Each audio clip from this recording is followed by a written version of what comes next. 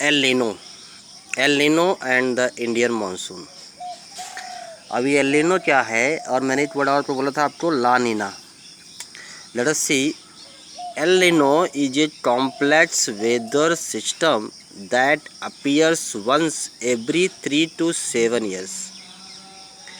यानी एक तरह का वेदर सिस्टम है जो बहुत ही कॉम्प्लेक्स है, यानी जिसको समझना आसान नहीं है, कॉम्प्लेक्स है, और ये हर 3 से 7 साल के बीच में होता है।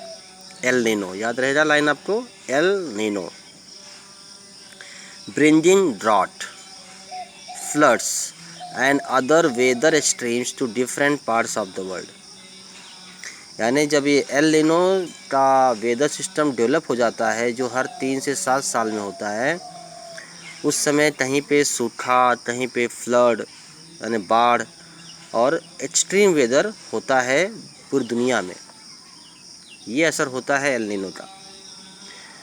The system involves oceanic and atmospheric phenomena with the appearance of warm currents off the coast of Peru in the eastern Pacific. अब ये सिस्टम कैसे इन्वॉल्व होता है, कैसे बनता है? ओशन में और एटमॉस्फेयर के बीच में, यानी इन दोनों के हालात में ओशन भी है और एटमॉस्फेयर है, और जो वार्म करंट होते हैं पेरू के कोस्ट के पास, पेरू एक कंट्री का नाम है, वहाँ पे ये डेवलप होता है एल नीनो का वेदर सिस्टम। कहाँ पे? ईस्टर्न पैसिफिक में, ईस्टर्न पैसिफिक बोला गया है। तो ये कहाँ होगा ईस्टर्न पैसिफिक आपका? वर्ल्ड का मैप कहीं है यहाँ पे? Let me see if it is here. No, it is not given here world map. World में देखेंगे आप तो ये साउथ अमेरिका के पास आपको मिलेगा, ठीक है। साउथ अमेरिका के पास एल नीनो डेवलप होता है। वहीं पे देश है जिसका नाम है पेरू। पेरू देश के पास ही होता है ये डेवलपमेंट एल नीनो का, जिसमें कि एक्सट्रीम्स होते हैं, ओशनिक और एटमॉस्फेयर फेनोमेना स्टार्ट होते हैं वार्म करंट के पास, जहाँ समुद्र में धारा वार्म करंट बहती है। आपने पहले सुना होगा, आज ये हमारे पास जो पार्ट 1 ज्योग्राफी उसमें है, warm current and cold current. क्योंकि समुद्री धारा जो होती है उसमें भी गर्म धारा और ठंडी धारा भी होती है। जो पानी समुद्र का, आप तो पता है समुद्र के नाम हमारे पास 5 नाम हैं समुद्र के, लेकिन एक्चुअली देखा जाए तो पूरा का पूरा एक बड़ा वाटर बॉडी है, होल बड़ा वाटर बॉडी। वो तो हमारे कन्वीनियंस के लिए हमने उसका 5 नाम दिया गया है, वरना एक बड़ा सा होल बॉडी है वो वाटर बॉडी। और सारे पानी जो ठंडा होता है वो गर्म क्षेत्र में आता है, गर्म पानी ठंडे में जाता है। पोल से आता है इक्वेटर साइड में, इक्वेटर से जाता है पोल साइड में, नॉर्थ पोल साउथ पोल। तो जो पानी करंट डायरेक्ट सन की लाइट में होता है, वहाँ पे गर्मी पड़ेगी तो वो पानी गर्म हो जाएगा, और जो पानी पोल के पास है वहाँ ठंडा रहेगा, तो पानी ठंडा रहेगा। तो पानी ठंडा उसको बोलेंगे कोल्ड करंट, और इसको बोलेंगे वार्म करंट। तो ये वार्म करंट के पास ही एल नीनो डेवलप होता है पेरू में। L Nino is merely an extension of warm equatorial current which gets replaced temporarily by cold Peruvian current और Humboldt current। एल नीनो जो है ये एक्सटेंशन है वार्म इक्वेटोरियल करंट, यानी वो बढ़ता आगे है, और उसके बदले में टेम्परली वहाँ पे आ जाता है कोल्ड पेरुवियन करंट। पेरू के पास बहने वाली जो ठंडी करंट होती है वो आती है, या हम्बोल्ट करंट जो ठंडी होती है वो वहाँ पे आ जाती है। And this current increases the temperature of water on the Peruvian coast by 10 degree Celsius. और जब वहाँ वार्म करंट पहुँच जाती है तो वहाँ का टेम्परेचर बढ़ जाता है पानी का, और कितना बढ़ता है? 10 डिग्री सेंटीग्रेड बढ़ जाता है पेरू के पास। जैसे मान लो एग्जाम्पल के लिए, अभी तो फिलहाल वर्ल्ड मैप नहीं है, मान लो ये पेरू का कोस्ट है, ये मान लो पेरू देश है, तो यहाँ पे जो वाटर था वो कोल्ड वाटर पेरुवियन कोस्ट था, हम्बोल्ट करंट ठंडा पानी। इसके बदले में ये पानी जाता है आगे और गर्म करंट आता है, वार्म करंट आता है, और वार्म करंट यहाँ के पानी को गर्म कर देता है। अब सोचिए ज़रा, इंडिया कहाँ और पेरू कहाँ, कितना लंबा गैप है, साउथ अमेरिका कहाँ और कहाँ इंडिया।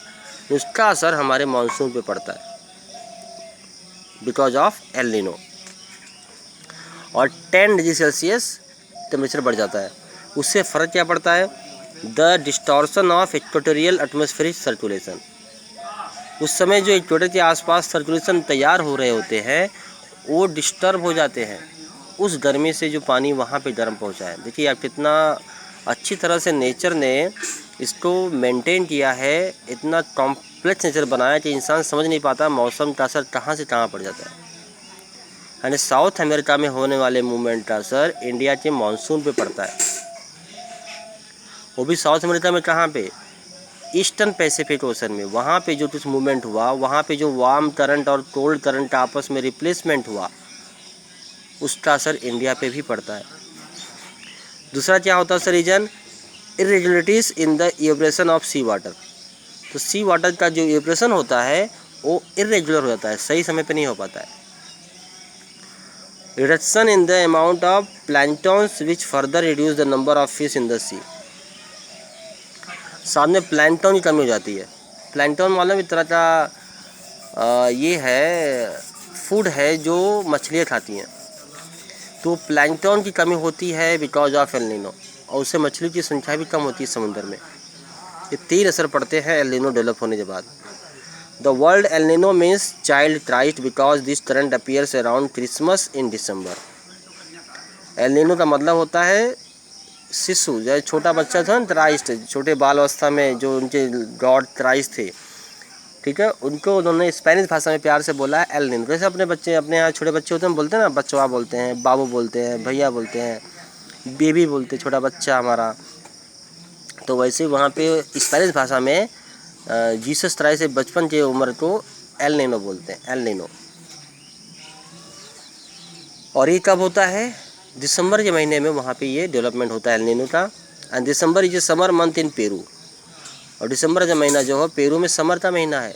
देखा, जो जिस सन अभी कैप्रिकॉर्न साइड में जा रहा है, साउथर्न साइड में, तो पेरू भी साउथ में ही है, साउथर्न हेमिस्फीयर में है, इसलिए वहाँ गर्मी के मौसम में डेवलपमेंट होता है एल नीनो का।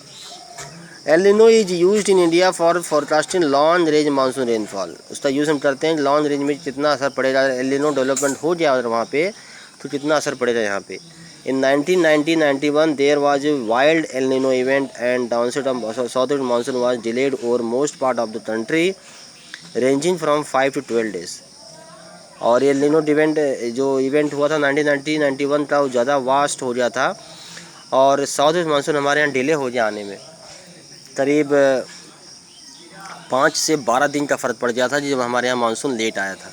अब आप बोलो सर 5 दिन में क्या फ़र्क पड़ता है? 5 दिन में बहुत फ़र्क पड़ता है। जब आपको करना होता है खेती बाड़ी करनी होती है तो 5 से 12 दिन बहुत बड़ी बात होती है। 12 तो ऑफिशियल हो गया, 15-20 दिन, कई बार महीने लग जाते हैं बारिश आने में, और उससे हमारी खेती पूरी तरह बर्बाद हो जाती है, क्योंकि उससे टाइम होता है। उस टाइम पे अगर आप उसकी बुआई नहीं कर पाए, सोई नहीं कर पाए, तो बाद में फिर काफ़ी मुश्किल होती है उसको तैयार करने में। Got it?